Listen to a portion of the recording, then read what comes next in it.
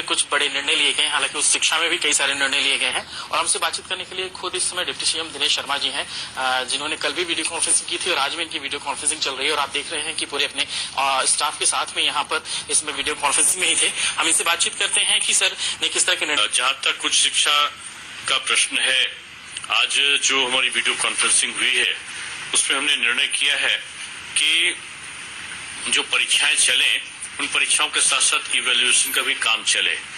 सुझाव के तौर पर यह दिया गया था कि परीक्षाएं जो हैं उनमें क्वेश्चन कम आए और तो कुछ विश्वविद्यालयों ने कहा कि कम क्वेश्चन के साथ कर सकते हैं। कुछ विश्वविद्यालयों की कठिनाई ये थी कि उनके पर्चे छप चुके थे, तो ये विश्वविद्यालयों पर छोड़ा गया है कि वो 2 शिफ्ट में कराते हैं कि 3 शिफ्ट में कराते हैं। हमारी कोशिश यही होगी कि 2-3 शिफ्टों में परीक्षाएं कराई जाएं। ये लेकिन अगर कोई 2 शिफ्ट में कराता है और समय से परीक्षा पूर्ण कर देता है तो उसको उसकी छूट होगी।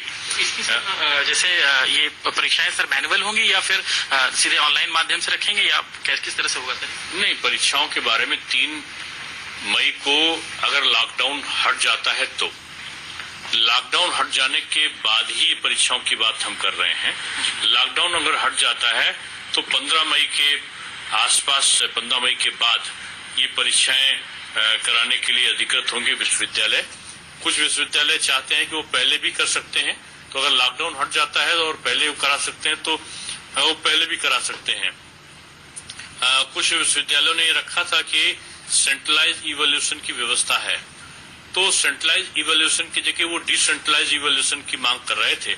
तो परीक्षा फल जल्दी निकले इसलिए केवल इस वर्ष के लिए ये उनको छूट दी गई है कि वो डिसेंट्रलाइज इवैल्यूएशन भी अगर कराना चाहे तो विश्वविद्यालय के कुलपति पर निर्भर करेगा कि वो डिसेंट्रलाइज इवैल्यूएशन करा ले।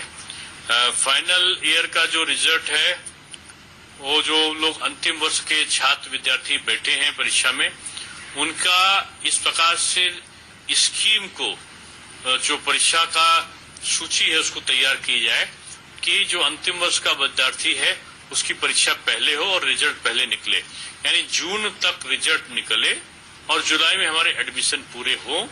ये हमारा लक्ष्य है कि सत्य का नियमितीकरण रहे।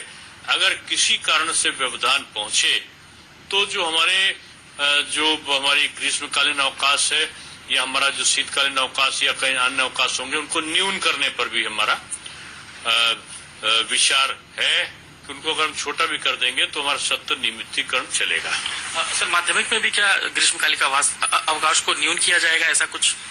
नहीं, माध्यमिक में तुम्हारी परीक्षाएं हो ही चुकी हैं, तो माध्यमिक में हमारी जब ग्रीष्मकालीन परीक्षाएं हो चुकी हैं तो जो बच्चों का सत्र अभी हम शुरू कर रहे हैं, ऑनलाइन को हमने शुरू ही कर दिया है, तो इसलिए अगर आवश्यकता पड़ी तो न्यून किया जा सकता है।